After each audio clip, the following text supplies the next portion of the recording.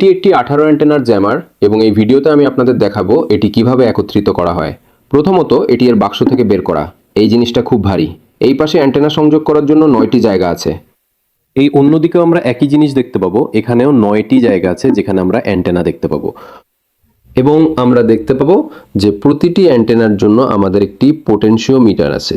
Potentiometer আমাদের অনুমতি দেয় প্রথমত সেই সিগন্যালের হস্তক্ষেপ চালু বা বন্ধ করতে, তাই না? প্রতিটি সুইচ বা প্রতিটি পোটেনশিওমিটারের এখানে নির্দেশিকা আছে যে কি হস্তক্ষেপ করতে পারে। তাহলে আমরা ইন্টারফারেন্সের ক্ষমতা চালু বা বন্ধ করতে পারি অথবা নিয়ন্ত্রণ করতে পারি, ঠিক আছে?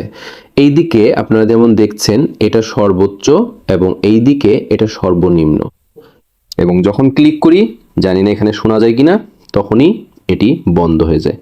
আর এখানে আবার ক্লিক করলে তখনই এটি চালু হয়, ঠিক আছে? অ্যান্টেনাগুলো এইগুলো, প্রতিটি অ্যান্টেনা এখানে চিহ্নিত করা আছে কোন জায়গার জন্য। তাহলে আমরা চিহ্নিতকরণটি এখানে পাই এবং এখানেও পাই। তাহলে আমাকে এই অ্যান্টেনার জন্য সঠিক জায়গা খুঁজতে হবে। এই ক্ষেত্রে এটি হলো জিপিএসএল 1 অ্যান্টেনা।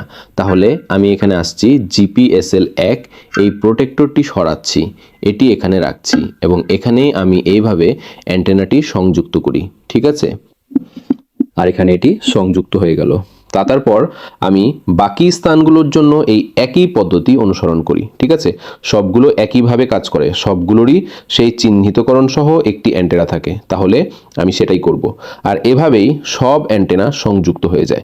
আমাকে স্বীকার করতেই হবে যে এই ডিভাইসটির চেহারাটা যেন একটু ভয় ধরিয়ে দেয়, কিন্তু দেখুন এটা কেমন দেখাচ্ছে। এদিক থেকে আমরা পাওয়ার সাপ্লাই কানেক্ট করি এবং এটি হলো অন অফ সুইচ। যাই হোক, এটি হলো পাওয়ার সাপ্লাই, এখানে এর কানেক্টর আছে এবং এই তো এটি এখন এর অ্যান্টেনা এবং পাওয়ার সাপ্লাই সহ সম্পূর্ণভাবে অ্যাসেম্বল করা হয়েছে। যদি আপনারা দেখতে চান এটি কিভাবে কাজ করে তাহলে পরের ভিডিওর জন্য অপেক্ষা করুন। Bye bye.